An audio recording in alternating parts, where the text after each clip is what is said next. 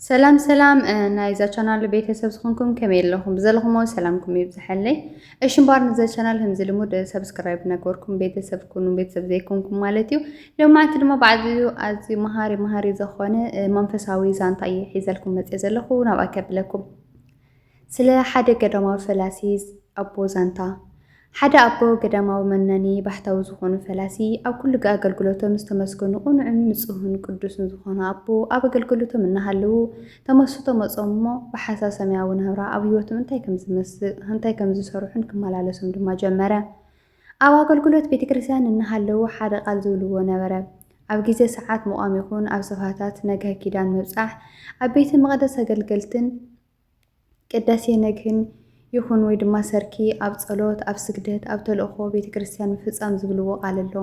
እዞም ትጉህ ኣቦ ኣገልጋሊ ካብ መዓልትታት ሓደ መዓልቲ ከገልግሉ ሓዲሮም ውዒሎም ደኺሞም ኮፍ ኢሎም ክበኽዩ ተደሪኾም ናብ መሬት ርእሶም ደፊኦም ንብዓቶም ጠብ ድማ ኣበሉ። እቶም ኣመንቲ ህዝበ ክርስቲያን ደቆም ድማ ክበኽዩ ክረኣይዎም ምስ ረኣይዎም ኣቦና መምህርና እንታይ እዮም ኮይኖም እቲ ዝገጠሞም ነገር ይንገሩና ከመይ እዮም ዝኾኑ ዘለዉ ኢሎም ይጭንቑን ይሓዝኑን ነበሩ።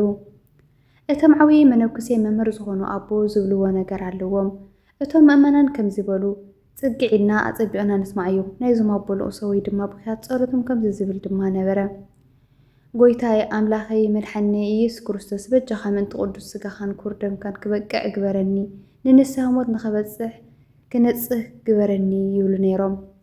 እቶም ውፍያትን ምእመናን ክርስቲያን ዝኾኑ ደቆም ድማ ተገሪሞም እቶም ኣቦ እንታይ ይብሉ ኣለዉ ኢሎም ሕቶ ሓተትዎም። ብኡ ንብኡ ድማ መምህርና ቀዲሶም ዘቕርቡና ንስሐ ክንኣቱ ዝገብሩና ንሶም ደይኮኑን እዮም ዝብል ሕቶ ኣፋጢጦም ተዛረብዎም። እቶም ኣቦ ክምልሱ ኣነ ድማ ምእንቲ ስጋኻን ደምካን ክብል ነፍሰይ ከገልግል እየ ዝብል ዘለኹ ድማ በልዎም።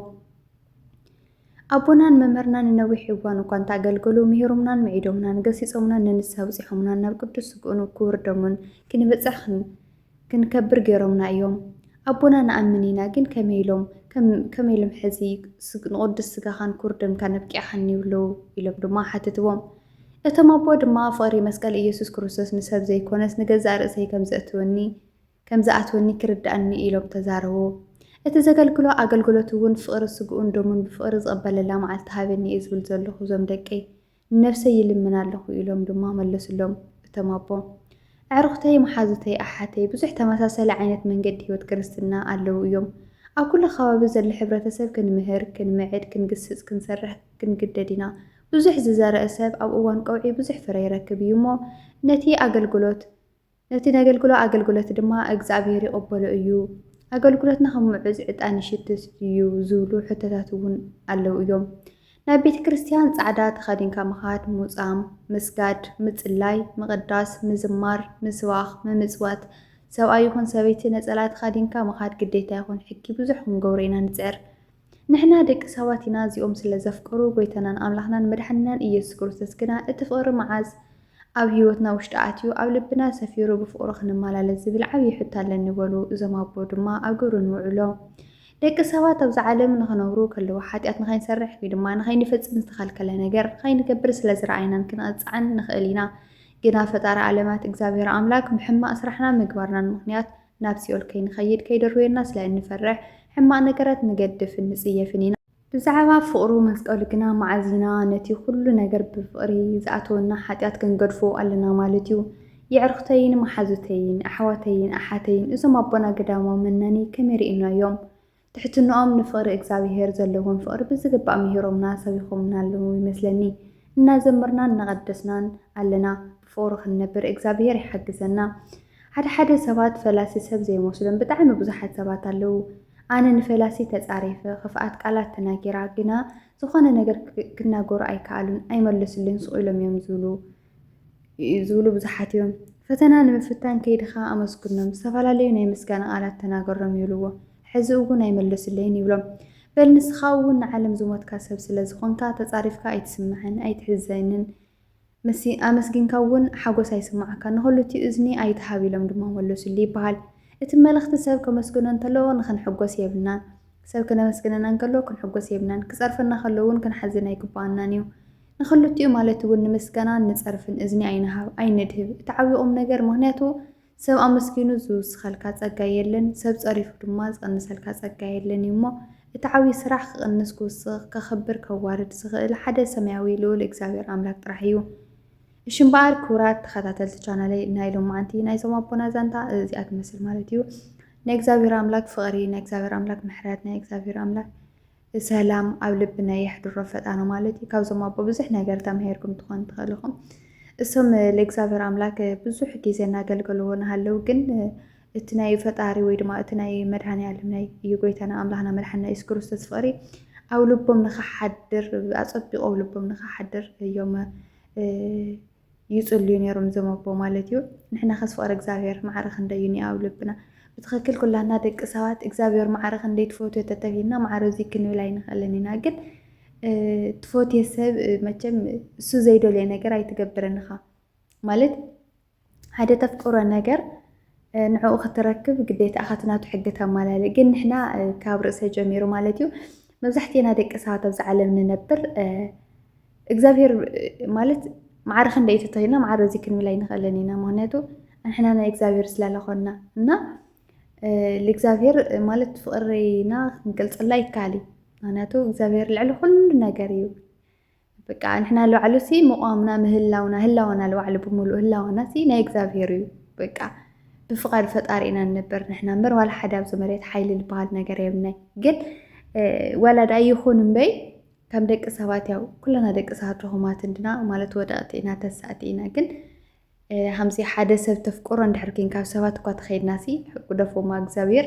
ኣብ ሰባት ክንከተለና ተፍቅሮ ትኾንካ ሲ እቲ እሱ ዝደልየ ሰብ እሱ ዝደልየ ባህሪ እሱ ዝደልየ ፀባይ እሱ ዝደልየ ተሓሳስባ በቃ ክንውንን ብዙሕ ነገር ንፅዕር ኢና ልትነፍቅሮ ሰብ ማለት እዩ። እግዚኣብሔር ግን ልቱ ዘፍቅረና ካብ ዘይሮ ተልዒሉ በቃ ማለት ሓጢኣትና ተይረአ ድኽመትና ተይረአ ብለይ ምንም ውዕለት እግዚኣብሔር ባዕሉ ውዒልና ለኣና ንሕና ምንም ለይገበርናሉ እስ ግን ደሞ ፍሲሱ ተሰቒሉ ዓርቢ ስቕለት ተሰቒሉ ብደቂ ሰባት ተገፊዑ እንትፍ ተባሂሉሉ ተገሪፉ ልመን ፍቕሪ ኢሉ ለኣና ፍቕሪ ኢሉ ለፍቀረና እግዚኣብሔር ግን ብትኽክል ነፍቅሮ እንድና ንመድሃኒ ዓለም ኩሉ ሰብ ኮል እግዚኣብሔር ማንም ሰብ ፈጣሪ ኣይፍቅር ኢሉ ሰብ የለ ኩላትና ንእግዚኣብሔር ብጣዕሚ ነፍቅሮ ኢና ብጣዕሚ ንፈትዮ ኢና ግን ሕጉ ልኽተሉ ሰባት ብጣዕሚ ውሑዳት እዮም ማለት ንሕና ብጣዕሚ ኢና ድኹማት እንዶም ካብ እግዚኣብሔር ልብለና ሰባት ልብሉና ሕጊ ኢና ንኽብር ዋላ ሕጊ ለባዕሉ ኣብዚ ምድራዊ ሕጊ እኒኦ ሓቂ ከም ሃገር ከም ዓዲ ከም ገለ ዝበሃል ሕጊ እኒኦ ልኡ ንፈርሕ ኢና ናይ እግዚኣብሔር ሕጊ ኢና ግን ንሕና ክንፈርሕ ለለና ምክንያቱ ኣብ መሬት ዘሎ ነገር ኩሉ ነገር ጊዜያዊ እዩ በቃ ፅባሕ ንጎሆ ሓለፍቲ ኢና ልታ ፅባሕ ኢልና ልታ ወጊሓ ንትስእላ መዓልቲ እኳ ስርግጠኛ ይኮነ ፅባሕ ንውለስ ተስፋ ጥራሕ እዩ እና ፅባሕ ብለይ ምህላውኻ ከዓ ላብ ፈጣሪ ኢኻ ትኸድና ልዕሊ ኩሉ ነገር ክነፍቁሮ ለለና ኣብዚ መሬትና ሃለና ክነፍቁሮ ለለና ኣምላኽና መድሓኒና ኢየሱስ ክርስቶስ እዩ እግዚኣብሔር እዩ ልኡ ክነፍቅር ንኽእል ምክንያቱ ምልክት ህላወና ወይ ድማ ትርጉም ህላወና እሱ እዩ በቃ መድሃኒ ዓለም እዩና ግን ፍቅሩ ማለት ነፍቁሮ ኢና ብጣዕሚ ኢና ነፍቅር እግዚኣብሔር ኩላትና ግን ሕጉ ኣይንእዘዝና እግዚኣብሔር መድሃኒ ዓለም ከምዞም ኣቦ ኮይና ማለት እዩ ፍቕሪ ናይ እግዚኣብሔር ኣብ ልብና ይሕድሮ ካብ ሕጉ ለኸይንወፅእ እግዚኣብሔር ከይንቆጥዕ ካብ ፈጣሪና ካብ ፍቕሪ ፈጣሪና ልከይንርሕቕ መድሃኒ ዓለም ከም ሓጢኣትና ከም ድኻምና በዝሒ ለይኮነስ ከም ምሕረቱ ከም ቸርነቱ ይርአየና ማለት እዩ። ኩራት ተኸታተልቲ ቻናለይ ካብዞም ኣቦ ብዙሕ ነገር ተማሂርኩም ትኾኑ ኢኹም ለእግዚኣብሔር ከንሶም ከላገልገሉ ልሃለዩ ግን ናይ በቃ ኣፀቢቖም ንኸልገልግሉ በቃ ፍቕሪ እግዚኣብሔር ኣብ ልቦም ሕድር ክብል ማዕረ ክንደይ መስዋእቲ ዝኸፍሉ ነይሮም ኣብዚ ዛንታ ለንበብዎ ኣዳሚፅኩምዎ ትኾኑ ኢኹም ኢለ ተስፋ ገብር ማለት እዩ እና ሎማዓንቲ ዝነበረትኒ ትሕዝቶ እዚኣ ትመስል ማለት እዩ ካብዛ ዛንታ ብዙሕ ነገር እንድሕር ተማሂርኩም ኮይንኩም ድማ ኣብ ቦታ ኮመንቲ ለለኩም ርእቶ ኮመንቲ ግደፉለይ መሃሬት ያልኩም ድሕር ሓሲብኩም ኣኾንኩም ከዓ ናብ መሓዝትኩም ናብ ኣሕዋትኩም ሸር ብምግባር ምትባዕኩም ይፈለየኒ እስካብ ብኻሊእ ሓሳብ ብኻሊእ ትሕዝቶ ዝመፅእ ድማ ሰሰናይ ንዓኹም ቻው